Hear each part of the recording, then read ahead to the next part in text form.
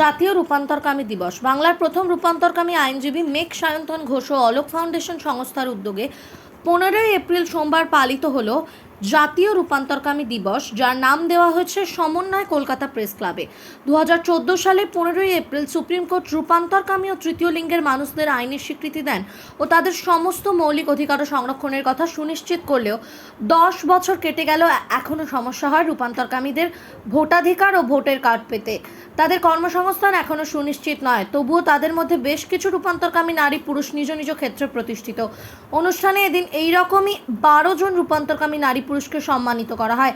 এদের মধ্যে ছিলেন আইনজীবী মেঘ সায়ন্তন ঘোষ, অভিনেত্রী কুসুম সামন্ত, সিভিক পুলিশ পল্লবী চক্রবর্তী, রূপান্তরকামী আন্দোলনের কর্মী তিস্তা দাস ও সিন্টু বাগুই, নৃত্যশিল্পী শশী হাজারি, প্রীতম মণ্ডল, সোমনাথ ময়রা, দীপন চক্রবর্তী ও ঈশান পিপলাই।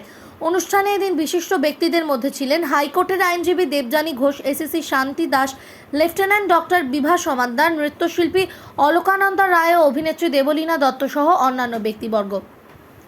অনুষ্ঠানে মূল আলোচ্য বিষয় ছিল 2024 রূপান্তরকামীদের মৌলিক অধিকার, জীবিকা সংরক্ষণ ও আইনের দিক থেকে কতটা বাস্তবায়িত হয়েছে এবং রাজ্য সরকারের কাছে তাদের কি আবেদন। কেন্দ্রীয় সরকার থেকে অনেক সচেতনতা প্রকল্প তৈরি হলেও আজও এই রাজ্যে রূপান্তরকামী অনেক মানুষ আজ কর্মহীন অনিশ্চয়তার মধ্যে। অনুষ্ঠানে এদিন রূপান্তরকামী আইনজীবী মেঘ সায়ন্তন ঘোষের কথায় শোনা গেল, আমরা সমানুভূতি চাই, সহানুভূতি নয়। বনি সিংহের রিপোর্ট। আর আসলে বলতে ঠিক ভালো লাগে না, তার কারণ হচ্ছে West Bengal human rights commission join করার পরে আমি শুধু বুঝেছি একটা জিনিস। আগে পুলিশ ডিপার্টমেন্টে যখন জয়েন করেছিলাম তখন মহিলা পুলিশ বলে সারাক্ষণ নিজের ক্রাইম ওয়ার্ক ছাড়া মহিলা এবং বাচ্চাদেরকে দেখার জন্য একটা স্পেশাল দায়িত্ব দিয়ে দেওয়া হতো।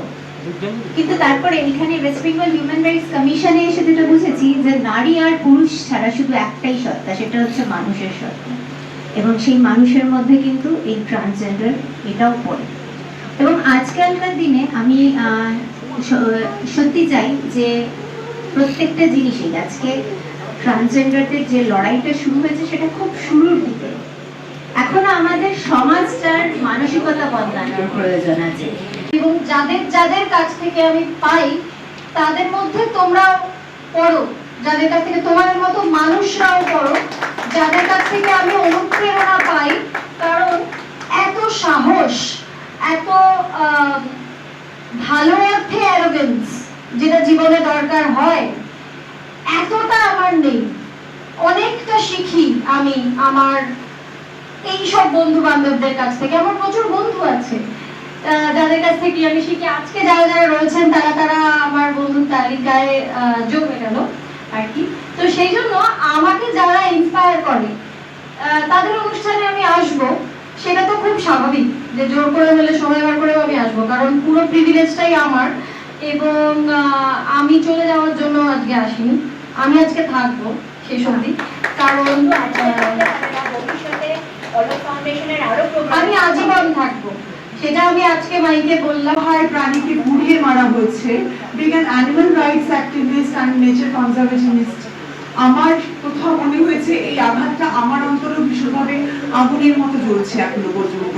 ঠিক যেভাবে আমাদের সমাজে ট্রান্সজেন্ডার মানুষদেরকে প্রত্যেকদিন মানসিকভাবে আগুন জ্বালিয়ে মারা হয়, ঠিক সেই রকম ভাবে ওই অ্যানিমেল গুলোকেও রাজনৈতিক, সাংগঠনিকভাবে একটা রাজনৈতিক শক্তি তারা পুড়িয়ে মেরেছে, যেটা আমার মনে হয় মানুষ হিসেবে আমাকে খুব লজ্জিত করছে, খুব মানসিকভাবে কষ্টে রেখেছে। আমি কাল থেকে এই বিষয়টা নিয়ে অত্যন্ত মানসিকভাবে অশান্তিতে আছি। আমি খুব গুছিয়ে আজকে কথা বলতে পারবো না। মানে হ্যাঁ, আমি তারপরেও আমার মনে হয় যে শুধু যদি বলা হয় যে আমি হিউম্যান রাইটস অ্যাক্টিভিস্ট, আমি তা নই। আমি ওই অসহায় অবলা পশুদের জন্য সব সময় আছি, এটাও যেন পাশাপাশি উল্লেখ করা হয়। আর সকলের শুভ কামনা করি, যারা শুভ ভাবেন, শুভ চিন্তা করেন। আপনারা পাশাপাশি, এখানে বলার মতো আমার কোনো ভাষা নেই। মানে এতটাই ভিতর থেকে আনন্দ পাচ্ছি। মানে এই যে মেন স্ট্রিম বা ট্রান্সজেন্ডার যে গুলিয়ে ফেলতাম যে আমরা কি সত্যি আলাদা, এই জায়গায় এসে আজকে গুলিয়ে ফেলছি না, আমরা আলাদা না, আমরা সবাই সমান। এই যে প্রত্যেকে এসেছে আমাদের সাথে হাতে হাত মিলে, একদম। তো এটুকুই বলবো, আপনারা যেভাবে পাশে আছেন এভাবে পাশে থাকবেন। আমরা সত্যি তো মানুষ, কিছু কিছু মুহূর্ত আমরা ওই সত্যিকারের মানুষ নয়, আমরা যেমন কিন্তু মানুষ, কিন্তু এই সমাজ থেকে অনেক রকম ভাবে লাঞ্ছিত বঞ্চিত হতে হয়েছে আমাকে। আমি যখন অভিনয় করি, অভিনয় জগতেও কিন্তু আমাকে অনেক সময় খিল্লি করা হতো। আজকে ফিরতিতে আমি টানা 1 বছর কাজ করেছি বা স্টারে কাজ করছি, তার আগে কিন্তু কয়েক বছর আমাকে যখনই বাচ্চা হতো তখনই হাত পানি মারার জন্য ডাকা হতো। আমার ওখানে একটা প্রশ্ন ছিল যে সিরিয়াল, সিনেমা বা থিয়েটার সামাজিক গল্প নিয়ে তো হয়, সেখানে আমাদেরকে শুধু হাত পানি মারা দেখানো হয় কেন?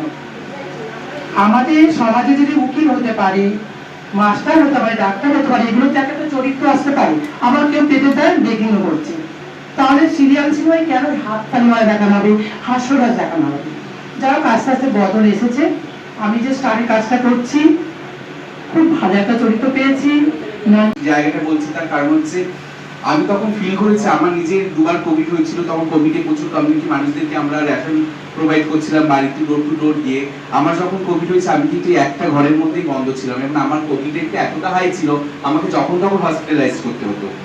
তবু আমার দিদি, আমার বাবা এবং আমরা যেহেতু একটা বাড়িতে থাকি, একটাই বাথরুম, মানে সাধারণত মধ্যবিত্ত কিংবা গরিব মানুষদের বাড়িতে একটা বাথরুমই অনেকটাই যথেষ্ট, এবং সেখানে আমার আরো 5টা ভাড়াটে রয়েছে।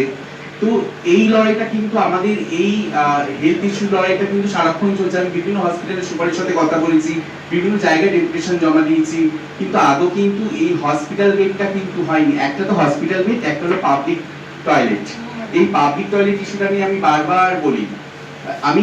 আমি যেহেতু অ্যাক্টিভিস্ট এবং আমার একটি ছোট সংস্থাও রয়েছে, কলকাতা আন্দোলন ফর ইকুয়ালিটি এন্ড জাস্টিস বলে, আমরা এই হেলথ ইস্যুর সাথে কিন্তু আমরা আরেকটা যেটা করি, ওল্ড এজ কমিউনিটি মানুষেরা কিন্তু এটাও কিন্তু অনেকটা বেড়ে চলেছে।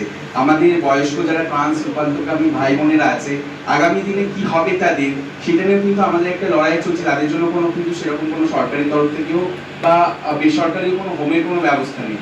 তার ফলে তাদের in a travel and tourism organization in a very important role with dignity and honor as HR of the organization.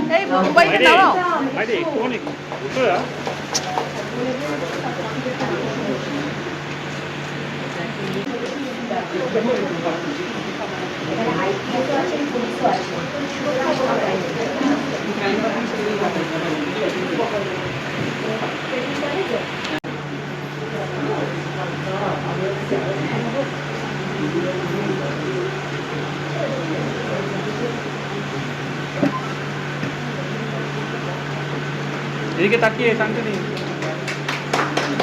ও আমাদের কমিউনিটির একজন ট্রান্স ভাই, অনেক লড়াই করে ও আজকে জায়গাটা পেয়েছে। ও এখন একজন জব হোল্ডার প্লাস স্যাফো ফর ইকুয়ালিটিতে আছে। আমি চাই ও আরো অনেক উন্নতি করুক। আর ম্যাডাম আছেন সঙ্গে, আমরা চাইবো যে আমাদের প্রত্যেকটা ভাই বোন, আমি চাই এটা আগে ধরুক, বড্ড ভালো। এখন আপনার বাড়ি, অফিস এবং দোকানকে সুরক্ষিত রাখুন টোটাল সিকিউরিটি সলিউশনের সাথে। আমরা বিভিন্ন নামি দামি ব্র্যান্ডের সিসিটিভি ও সিসিটিভি সংক্রান্ত যাবতীয় অ্যাক্সেসরিজ বিক্রয় করার পাশাপাশি সার্ভিসও প্রোভাইড করে থাকি। টোটাল সিকিউরিটি সলিউশন একটি নির্ভরযোগ্য প্রতিষ্ঠান যা 24/7 সার্ভিস প্রোভাইড করে থাকে। তাছাড়া এই প্রতিষ্ঠান দীর্ঘদিন ধরে যত্ন সহকারে দোকান, বাড়ি, কারখানা, স্কুল, নার্সিংহোম, হোটেল, রেস্টুরেন্ট, শোরুমগুলিতে পরিষেবা দিয়ে চলেছে। আমাদের এখানে প্রশিক্ষণপ্রাপ্ত টেকনিশিয়ান দ্বারা কাজ করানো হয়।